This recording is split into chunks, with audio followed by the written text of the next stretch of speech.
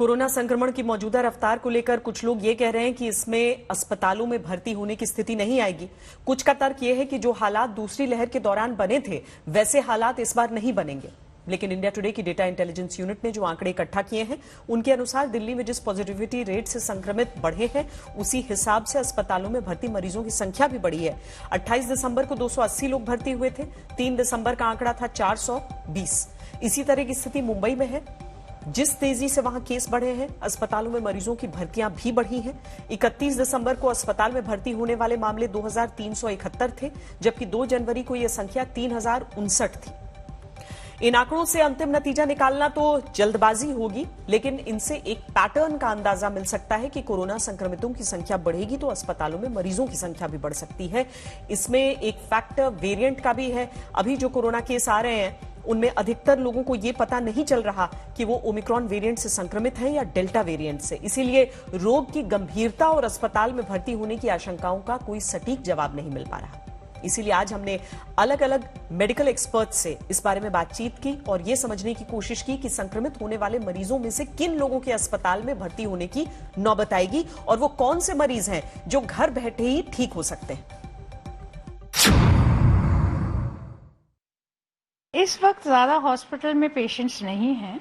जो भी पेशेंट्स आ रहे हैं वो माइल्ड सिम्टम्स के साथ आ रहे हैं। खांसी, जुकाम, बुखार, गला दर्द, सिर दर्द, इससे आ रहे हैं। और ये अगर रिपोर्ट कर रहे हैं तो इनकी टेस्टिंग करने पे पता चलता है कि इनको कोविड है। अब वो तो जीनोम सीक्वेंसिंग से पता चलेगा कि ये ओमिक्रॉन है कि नहीं है ना। ज्यादातर केसेस जैसे कि हमारी सरकार ने भी बताया अप टू 75 to 80% जितने भी केसेस आ रहे हैं वो सारे ओमिक्रॉन है। तो जितने भी केसेस हैं सब माइल्ड केसेस हैं, कोई इतने सिवियर नहीं है जिनको ऑक्सीजन की जरूरत पड़ रही है। 1-2 एडमिशंस ही हैं जिनको, वो भी वैसे हैं जिनको कोमॉर्बिड कुछ ना कुछ बीमारियां हैं। तो अपनी जैसे डायबिटीज है, किसी को हाइपरटेंशन है, उनको अगर ये वायरस इफेक्ट करता है तो थोड़ी सावधानी ज्यादा देनी पड़ेगी। हॉस्पिटलाइजेशन की जरूरत नहीं पड़ रही, पर अगर लंबा बुखार चढ़ता है, तेज बुखार है जो कि आपकी नॉर्मल दवाइयों से कम नहीं हो रहा, तो आपको जरूर किसी फिजिशियन को दिखाना चाहिए, हॉस्पिटल आके दिखाना चाहिए, अपने टेस्ट कराने चाहिए।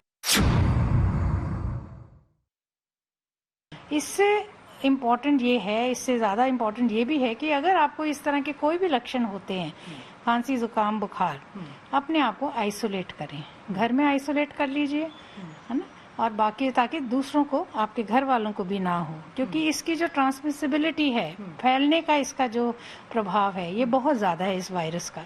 इसीलिए हमने देखा कि 1 हफ्ते में हमारे कितने केसेस बढ़ गए।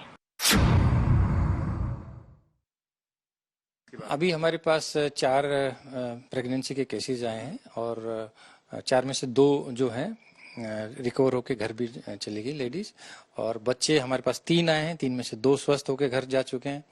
पर फिर भी हम सोचते हैं कि हमें बहुत ज़्यादा अलर्ट होने की आवश्यकता है, क्योंकि जिस तरह से जो नंबर बढ़ रहा है, पॉजिटिविटी 6 से ऊपर चली गई है, तो आने वाले टाइम में ये और भी बढ़ सकता है। हमने देखा है कि जो ओमिक्रॉन है, अब ज्यादातर जो केसेस आ रहे हैं ओमिक्रॉन की वजह से आ रहे हैं। ओमिक्रॉन में जो ऑक्सीजन का रिक्वायरमेंट है बहुत कम है, बहुत माइल्ड केसेस आ रहे हैं। हमने डेल्टा में देखा है कि सारे पेशेंट्स को आईसीयू की आवश्यकता थी, सारे पेशेंट्स के ऑक्सीजन लेवल ड्रॉप्स हो रहे थे। इसमें ओमिक्रॉन में ज्यादातर पेशेंट स्टेबल हैं, परंतु हमें विशेष ध्यान रखना पड़ेगा, जैसे कि मैंने बताया कि वो ग्रुप जिसमें कि ज्यादा कॉम्प्लिकेशन हो सकते हैं, जैसे कि एल्डरली और कैंसर के पेशेंट। पर जो रिकवरी का रेट है ओमिक्रॉन में वो भी तेज है, बड़ा फास्ट रिकवरी हो रही है। बड़ी तेजी से वायरस आता है, फैलता है, स्प्रेड होता है, इन्फेक्शन तेज है, 3 गुना ज्यादा है डेल्टा से, पर साथ ही साथ कॉम्प्लिकेशंस कम है और रिकवरी फास्ट है। बच्चों में हमने देखा कि ज्यादातर जो बच्चे हैं उनके गले में इन्फेक्शन है, कुछ बच्चों को डायरिया है, पेट में दर्द है, और कुछ बच्चों को नोजिया और वोमिटिंग है। ओमिक्रॉन जो जिसको वेरिएंट ऑफ कंसर्न बोला गया है, ये इसीलिए है क्योंकि इसकी इन्फेक्टिविटी, इसकी ट्रांसमिसिबिलिटी बहुत ही हाई है। लेकिन पेशेंट सीरियस बिल्कुल भी नहीं है। मेरे पास भी आज ओमिक्रॉन के बॉम्बे हॉस्पिटल में बहुत सारे पेशेंट भर्ती है। 16 पेशेंट ओमिक्रॉन पॉजिटिव है, उसमें से 14 पेशेंट मैंने डिस्चार्ज कर दिए। सिर्फ 2 पेशेंट और बचे हुए हैं जो ओमिक्रॉन पॉजिटिव है, लेकिन एक भी पेशेंट को कोई भी सीवियर तो बहुत दूर की बात है, माइल्ड टू मॉडरेट सिम्टम भी नहीं है। नॉट इवन हम उसको न तो मेडिसिन दे रहे हैं, न ऑक्सीजन देने की जरूरत पड़ रही है, न आईसीयू की जरूरत पड़ रही है। तो पेशेंट सारे स्टेबल है। तो केसेस ज्यादा है लेकिन सीवियरिटी बिल्कुल नहीं है। आराम से घर पे बैठ के ठीक हो रहे हैं। लेकिन जो फॉरेन ट्रेवलर है उनको हम लोग आइसोलेशन के लिए हॉस्पिटल या क्वारंटाइन सेंटर में एडमिट कर रहे हैं। अगर पिछले 3-4 दिन का डाटा देखें तो डेफिनेटली पीडियाट्रिक एज ग्रुप में भी कोविड इन्फेक्शन बढ़े हैं, बट कोविड इन्फेक्शन पर से हॉस्पिटलाइजेशन नहीं इंक्रीज हुई है। जैसे कोविड हुआ, किसी को निमोनिया हुआ, उसकी वजह से हमें एडमिट करना पड़ा, ऐसा नहीं है। मैक्सिमम पेशेंट्स को कोई और डिजीज थी, जैसे फेब्राइल सीजर था या कोई और बीमारी थी, जॉन्डिस थी, उसकी वजह से उसको हमें एडमिट करना पड़ा और उसके अंदर कोविड पॉजिटिव आया। तो जरूरी नहीं है कि ये जॉन्डिस या फेब्राइल सीजर जो दौरा पड़ा हुआ है वो कोविड की वजह से पड़ा है। बहुत लाइकली है कि कोविड बायस्टैंडर था, एसिम्प्टोमेटिक था, और हम जो डील कर रहे हैं वो जस्ट एसिम्प्टोमेटिक कोविड इन्फेक्शन है। तो पैनिक नहीं करें। अगर आपका डाटा थोड़े टाइम बाद ये भी कहता है कि नंबर ऑफ हॉस्पिटलाइजेशन इंक्रीज हुई है, तो इट कुड बी कि ये हॉस्पिटलाइजेशन किसी और वजह से है और बाई चांस कोविड वार्ड में एडमिट हुआ, क्योंकि इन पेशेंट्स को हम कोविड वार्ड में रखते हैं।